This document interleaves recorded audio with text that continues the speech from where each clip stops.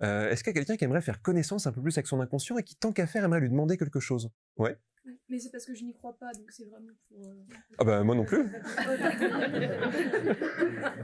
Ouais, c'est très bien. Bah écoute, viens. Comment tu t'appelles? Salomé. Salomé, d'accord. Tout à l'heure, t'as ta main qui s'est levée dans l'expérience collective. C'était comment cette sensation? Bah, tu m'as dit que je te posais la question tout à l'heure. Oui. Neutre à désagréable. Neutre à désagréable, d'accord. Ok. Qu'est-ce qui fait ça? Qu'est-ce qui donnait ça plutôt neutre ou désagréable? Dans un premier temps, parce que je sais que naturellement, je dissocie beaucoup. Ok. Donc, phénomène. Et aussi, j'ai de la kérophobie. Donc, peur du bonheur. Donc, j'ai peur de tout ce qui est agréable. Donc, il y a un effet, ah, c'est cool, et en même temps, ah! D'accord, ok, je comprends mieux.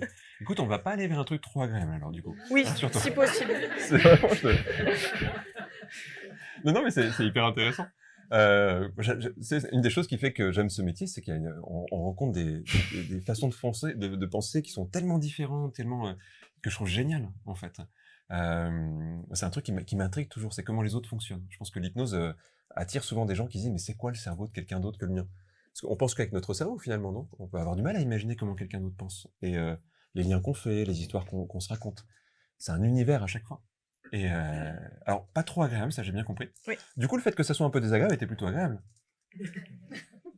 Ah, confusion. Non, je vais pas aller. Est-ce que je peux prendre ton poignet? Ce serait ok? Oui, bien sûr. T'as dit que t'y croyais pas, hein?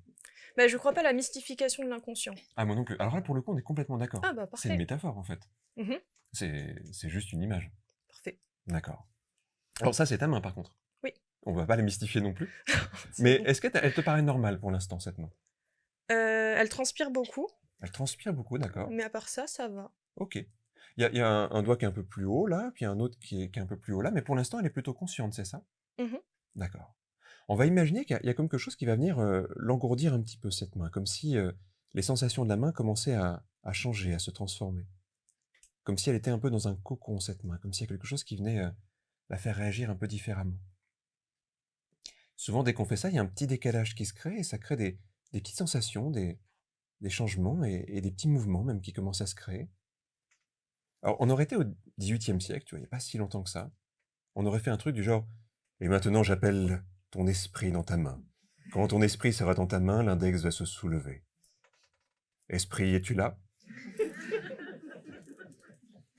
Et tu vois, ça marche en plus.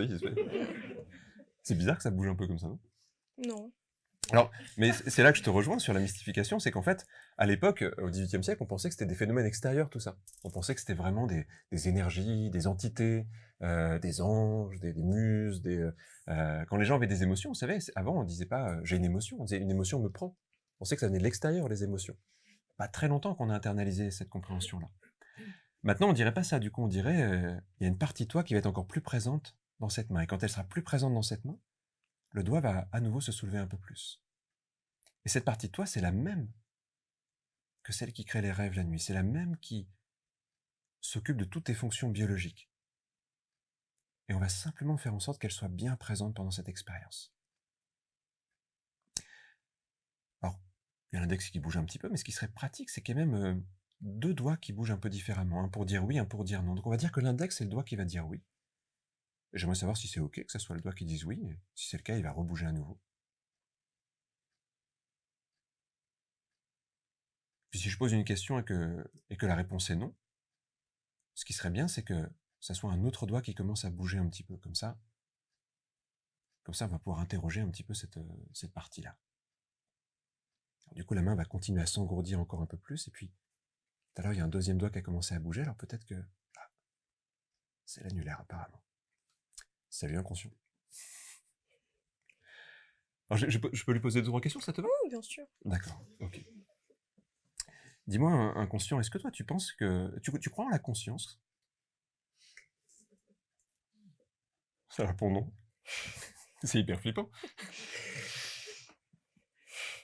Non, j'aime bien poser cette question-là parce que je me dis, mais il y a des gens, parfois, ils croient pas trop en l'inconscient, ils disent c'est un truc un peu abstrait. Mais c'est un peu ce que je disais tout à l'heure, peut-être que pour notre inconscient, la conscience est un truc très abstrait. C'est peut-être qu'il se dit, tiens, il y a un truc en effet qui a l'air d'avoir des pensées, des choses comme ça, mais peut-être que c'est très très lointain comme ça.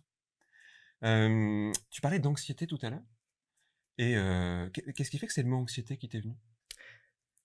Parce que je pense que c'est celui qui sémantiquement représente le plus ce que je ressens. D'accord. T'aimerais en faire quoi de cette anxiété?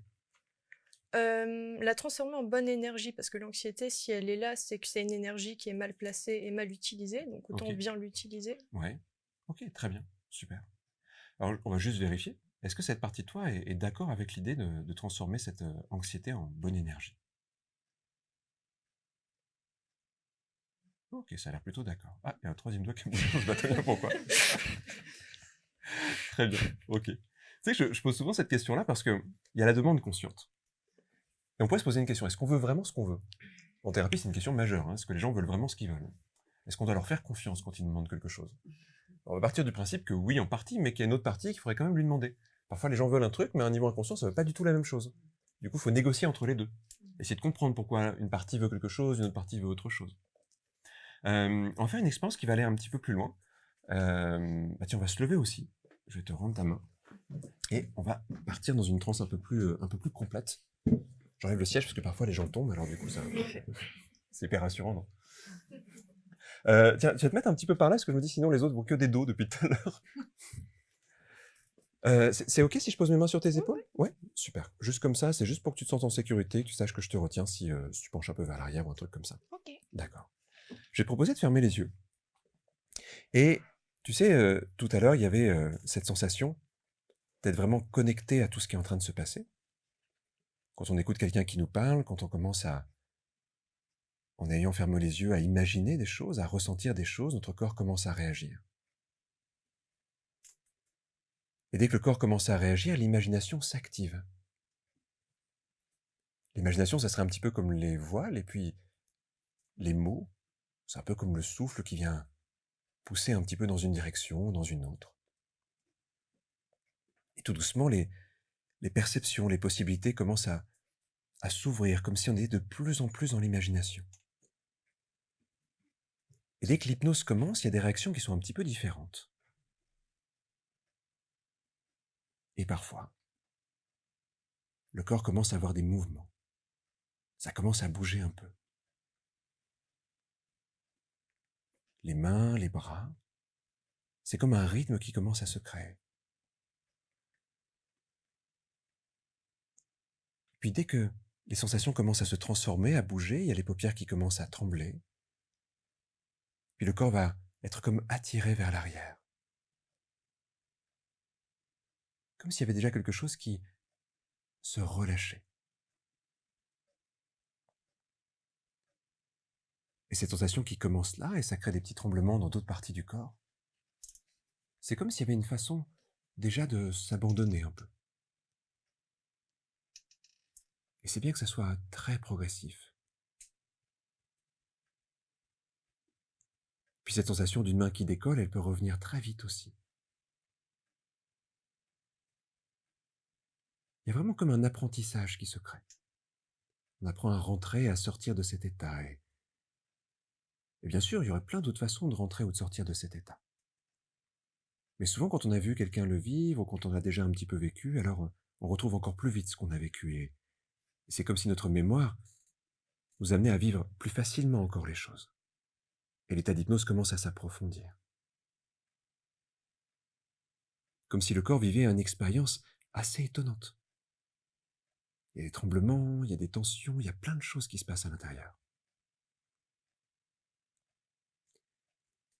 Et puis toi, tu as désigné quelque chose par le mot anxiété.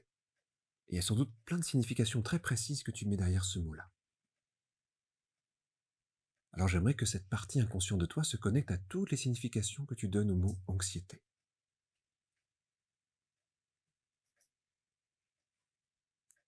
Mais surtout à tout ce qui, dans la vie, déclenche ce mot, déclenche la présence de ce qui ressemble à ce mot. Bien sûr, toi tu peux le vivre de façon un peu dissociée. Et c'est quelque chose que tu sais déjà faire sans doute.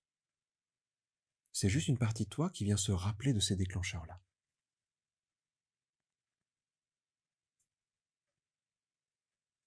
Alors j'aimerais activer une autre partie de toi, la partie créative. On a tous une partie créative. Cette partie, elle est capable de voir le réel et de l'imaginer différemment. Elle est capable de façonner des choses qu'on ne sait pas encore façonner. Elle est capable de faire des liens ou de défaire des liens. Elle est capable d'envisager de 1000 façons différentes une action. Et en hypnose, il se trouve que cette faculté, elle se développe, elle se déploie. On peut retrouver une immense liberté créative. Alors j'aimerais que cette partie créative de toi prenne ce mot anxiété et tout ce que ça signifie, et imagine tout ce qu'elle peut en modeler, tout ce qu'elle peut faire avec, toutes les réalisations qu'elle pourrait avoir avec cette matière première. Comme un sculpteur verrait un bloc d'argile et se dirait « ça pourrait devenir un bateau, un cheval, un visage, ça pourrait devenir 1000 choses. Ça pourrait devenir tellement de possibilités. » Alors cette partie de toi s'empare de cette matière anxiété pour jouer avec, pour la tordre, pour la sculpter, pour la ciseler, pour l'envisager de plein de façons différentes. Et trouver même des façons pour en faire une énergie intéressante, une bonne énergie. Peut-être même que ça va devenir drôle d'imaginer ça. Assez étrange d'imaginer plein de façons différentes de jouer avec ce mot anxiété. Il y a des choses étonnantes, des choses déroutantes. Parce que quand l'imagination s'active, ça peut être très déroutant. Des choses étranges, des choses peut-être souhaitables et d'autres non, mais dans cette multitude de possibilités, il y en a qui vont vraiment être plus attirantes que d'autres. Alors j'aimerais que cette part de toi, qui te connaît très bien, la part la plus sincère, la plus authentique de toi, se demande de quoi tu as vraiment besoin avec ça. Et qu'elle aille voir cette joyeuse folie créative pour sélectionner dans ce qu'elle a fait ce qui semble être le plus intéressant. Pour sélectionner dans ces possibilités-là ce qui pourrait être le plus intéressant, intellectuellement peut-être, ou émotionnellement, ou avec d'autres critères qui sont les tiens, le plus intéressant à vivre. Et au moment où ça se connecte à toi, alors tu vas avoir la sensation que c'est comme si tu avais trouvé quelque chose d'important.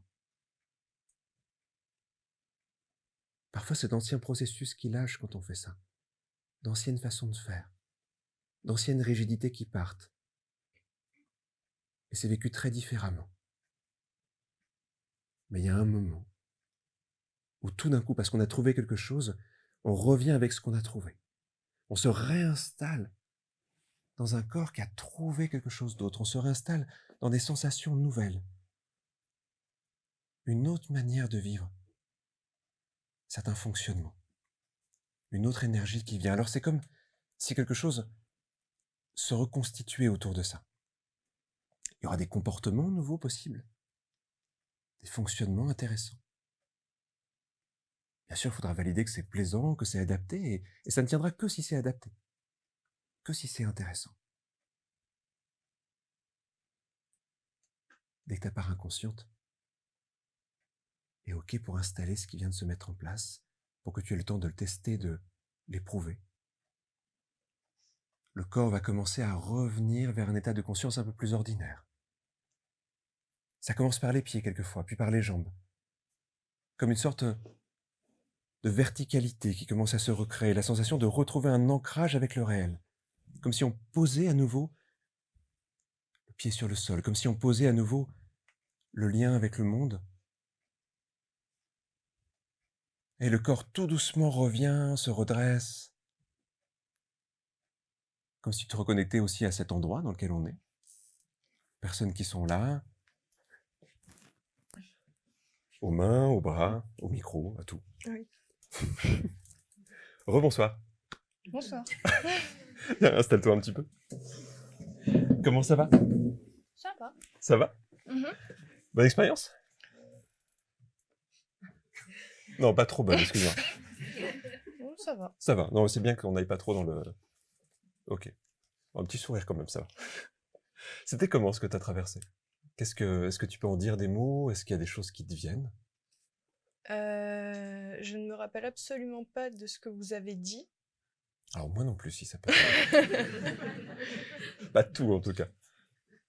J'ai senti mon corps qui tombait. Je crois. Oui. C'est là que c'est acrobatique parce que... Dans un cabinet, souvent, il y a des chaises et tout ça. Là, je me dis, bon, il y a les caméras, il y a je sais pas où était le tabouret derrière, mais bon, ça s'est très bien passé. Tant mieux. Mmh. Sinon, oui, des images. Oui. Quand tu penses au mot anxiété-là, qu'est-ce qui te vient maintenant? L'intérieur d'une maison contemporaine. Ok, d'accord. C'est classique? Non, mais c'est très spécifique comme réponse. J'adore. D'accord. Ok, je vais pas te demander de me la décrire, je te laisse la visiter. Non, ce qui est intéressant, ça va être de voir en fait comment tu vas, dans certains moments de vie, où avant il y avait peut-être ce que tu appelles l'anxiété, voir s'il y a d'autres réactions qui viennent, d'autres comportements, d'autres façons de vivre ça, d'autres façons de l'amener dans ton quotidien, ou dans cette maison contemporaine. Est-ce que là, tu es à peu près bien revenu? Non, Non? C'est ce qui me semble aussi. Ok. Comment tu le sais? j'ai très très chaud Oui. et ça floute, ça défloute. Ok. Ça va tout doucement s'estomper. T'es remonté un tout petit peu vite à la fin, c'est pour ça que je te pose la question. T'es parti à un moment donné assez loin. On va débriefer un petit peu de ça. Mais c'est intéressant parce que c'est là qu'on va vraiment chercher des choses qui sont très... on est comme dans un océan inconscient. Il y a vraiment un truc de liberté totale dans ces états-là. Donc c'est super bien.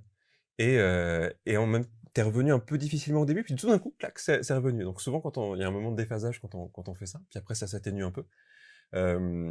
Pour ceux qui ont déjà vécu l'hypnose, vous avez sans doute remarqué, il y a des coups de chaud en hypnose qui sont assez... mais parfois à la sortie aussi, comme si on avait mis beaucoup d'énergie dans quelque chose, et quand on ressort, c'est comme si on avait fait un 100 mètres, et que après il y a la chaleur qui vient, la transpiration, tout ça. Mais en général, après, le corps redevient à peu près normal.